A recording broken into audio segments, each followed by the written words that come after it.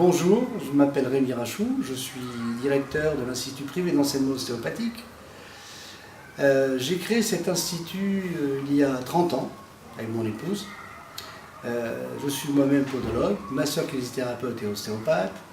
Et nous formons des professionnels à l'ostéopathie sur 5 ans, selon une forme un peu particulière, puisque nous faisons ce qu'on appelle le temps plein aménagé, à savoir 5 heures de cours le matin ou 5 heures de cours l'après-midi, ce qui nous permet d'avoir des classes qui ne dépassent pas 28 élèves.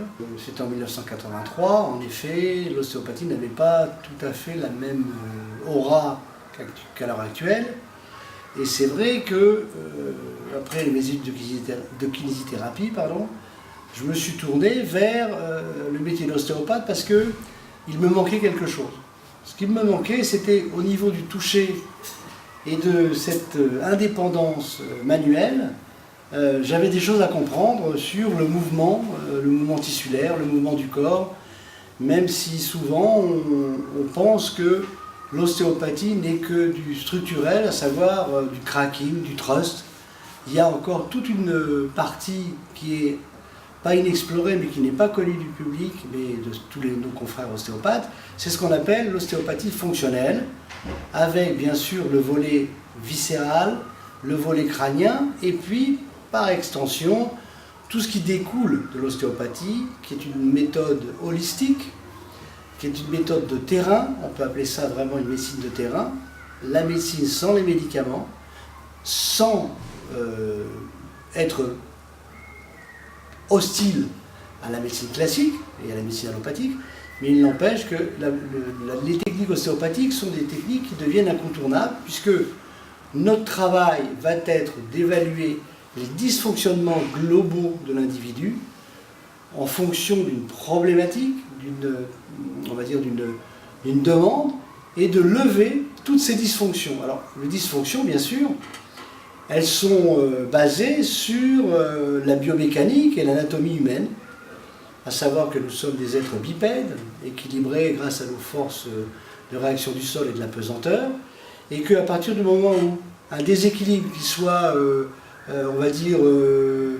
suite à une entorse, un déséquilibre même digestif d'origine fonctionnelle et non infectieuse, va provoquer automatiquement des phénomènes de compensation au niveau interne, au niveau du corps, qui vont, au bout d'un certain temps, amener à se poser la question de savoir pourquoi on a mal à tel endroit, et donc de consulter.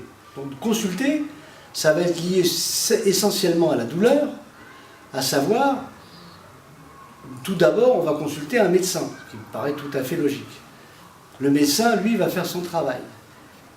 On peut aussi voir éventuellement un kinésithérapeute si il a été envoyé par le médecin, puisque mes confrères travaillent sous ordonnance, mais on peut aussi aller en première intention voir un ostéopathe, un professionnel de santé qui, lui, va être à même d'appréhender le problème, ce qu'il y a, et de juger s'il doit s'occuper du patient ou s'il doit le diriger.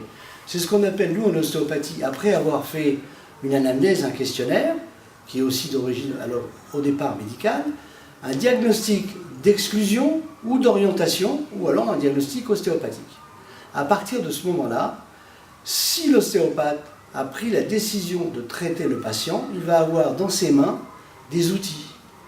Ces outils vont être soit des outils de structure, à savoir c'est peut-être une articulation, ou un os qui est, on va dire, en dysfonction, parce qu'on peut parler de déplacement, soyons très sérieux, avec les conséquences que ça peut engendrer, puisqu'on sait que l'os, le système articulaire, les ligaments sont aussi liés au système musculaire, au fascia, et en sachant que l'organisme, une loi qui est tout à fait inévitable, c'est que dès qu'on se fait, on va dire, une petite entorse, où on bouge quelque chose en termes d'ostéo-articulaire, il va y avoir des phénomènes de compensation par l'intermédiaire des tissus mous, à savoir par les muscles, par les fascias, et on retrouvera peut-être des adaptations que nous devrons lever après avoir remonté toute la chaîne, à savoir au fur et à mesure de s'être occupé du motif de la consultation et d'avoir soulagé notre patient, nous allons voir d'où est venue cette problématique.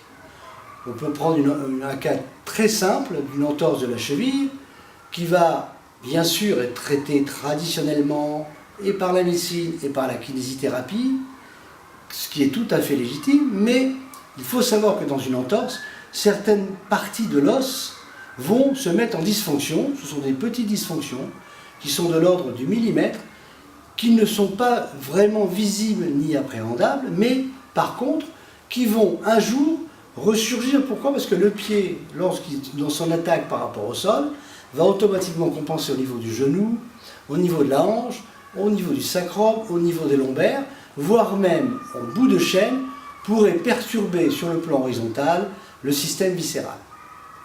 Donc l'ostéopathie joue un rôle très très important. C'est un métier qui est totalement différent de la kinésithérapie, que je respecte tout à fait, puisqu'étant moi-même ancien kinésithérapeute, mais c'est quand même un métier qui a sa place entière dans le concert de la santé. Le concert de la santé, parce que on doit considérer que l'être humain ou l'individu doit être, on va dire, normalisé. C'est pour ça que l'ostéopathie peut se positionner dans le cadre de la prévention, mais aussi peut se positionner dans le cadre d'une action curative par rapport à un trauma ostéo-articulaire non fracturaire ou alors un problème fonctionnel non infectieux. À partir de ce moment-là, je considère que l'ostéopathie devient incontournable et devrait être liée à toutes ces professions de santé pour permettre justement d'éviter un trop gros désordre, on va dire, socio-économique.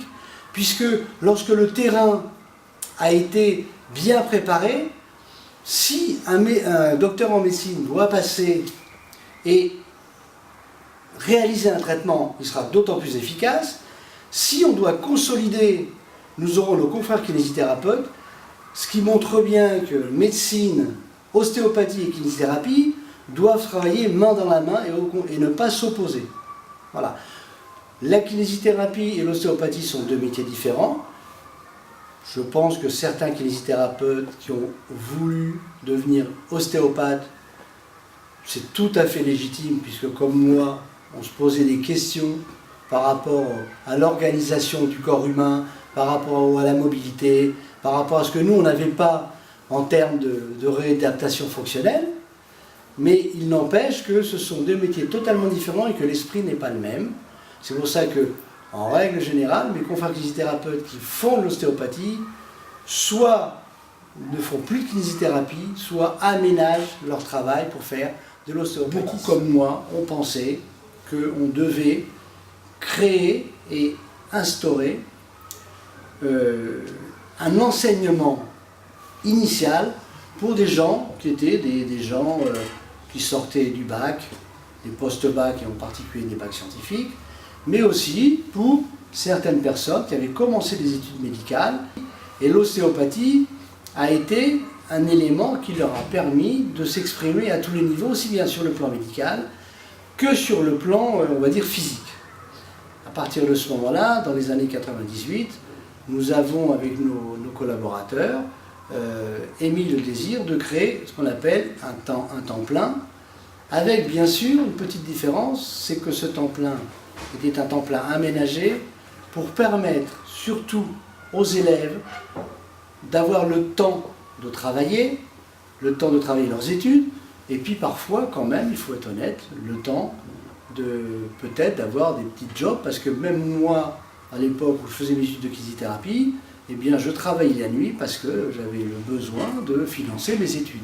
Et ça, personne, tout le monde n'a pas papa et maman avec lui et qui va amener le chèque qui va permettre de faire les études. Donc pour nous, ça avait été une évidence de leur permettre, en même temps que de travailler les cours, eh bien de faire des petits boulots qui pouvaient venir en complément des finances, on va dire, familiales. Et donc on a créé ce temple aménagé, et c'est pour ça que IPO, depuis 2000, donne des cours le matin ou des cours l'après-midi, dans des classes où vous avez 26 à 28 élèves, Ce qui nous permet bien sûr d'avoir une session du matin, une session de l'après-midi. IPO bien sûr, depuis la création de sa formation initiale, a une clinique ostéopathique intégrée qui est constituée de 10 salles d'ostéopathie, qui est attenante à l'école, qui est certifiée avec l'école elle-même et qui permet de recevoir tous les patients du 93, c'est-à-dire le 9-3, communément appelé, mais aussi de tous les horizons qui veulent se faire traiter par des élèves de 4e et de 5e année, sous bien sûr la surveillance d'un superviseur diplômé d'ostéopathie. IPO propose à ses élèves 22 stages externes qui vont aussi bien de l'entreprise au domaine sportif. Tous ces stages sont encadrés aussi par des ostéopathes diplômés qui sont là pour surveiller les élèves, et nos élèves intègrent des structures comme le ministère des Sports, comme la SPTT d'Aubervilliers, comme le Rugby Club de Pantin, qui sont des très grosses structures, mais en même temps aussi, ça ce sont des stages ponctuels. Nous avons aussi de grandes manifestations. Ces manifestations, nous sommes présents, bien sûr toujours accompagnés de professionnels, pour permettre aux élèves de continuer à parfaire leur formation. Je prends l'exemple, il n'y a pas si longtemps, nous étions au Bourget avec 3 ostéopathes diplômés et 3 de nos élèves qui ont travaillé. Il y avait 550 techniciens pour une manifestation au Bourget, ce qui permet à chaque fois à nos élèves d'être vraiment dans une, on va dire, insérés dans la formation professionnelle. Le but d'IPO, c'est de former des professionnels compétents. Compétents pourquoi? Parce que c'est vrai qu'on peut faire des études d'ostéopathie, quand on a fini, qu'est-ce qu'on fait? Il faut travailler. Et pour travailler, il faut déjà être bon, il faut être bien formé. Si on est bien formé, c'est ce que nous pensons être à IPO, eh bien, il y aura toujours du travail pour les gens qui sortent. Leur orientation va se faire en fonction de leurs études, et puis ils pourront associer peut-être le milieu sportif, mais aussi le milieu social, comme le milieu de l'entreprise, mais aussi le milieu de ce qu'on appelle du cabinet privé. Et à partir de ce moment-là, dans le cabinet privé, l'ostéopathe sorti de notre école va faire sa clientèle. Bien sûr, elle va se faire sur 1 an, 2 ans, mais ça va être une clientèle fidélisée par rapport à sa compétence. Quand on veut faire des études d'ostéopathie, on se pose beaucoup de questions, parce que nous ne sommes pas les seuls. Eh bien, moi, je vous invite tous à venir nous rencontrer, d'abord aux journées d'information qui se déroulent le samedi matin, ou des fois dans la semaine, en fonction, bien sûr, de la disponibilité des jeunes. Vous verrez ces dates sur notre site, bien sûr, mais je vous invite aussi d'amener toute votre famille et de venir nous voir à la clinique ostéopathique. De rencontrer aussi nos étudiants, de venir à l'école, de façon à parler avec eux pour qu'ils vous fassent partager l'expérience qu'ils ont avec nous, le relationnel que nous avons. Et c'est vrai, le vrai relationnel qu'il y a entre les professeurs, qui sont des professeurs chevronnés, qui travaillent avec moi depuis longtemps, et cette promiscuité qui n'est pas du tout péjorative, mais qui permet de s'occuper de tous les élèves.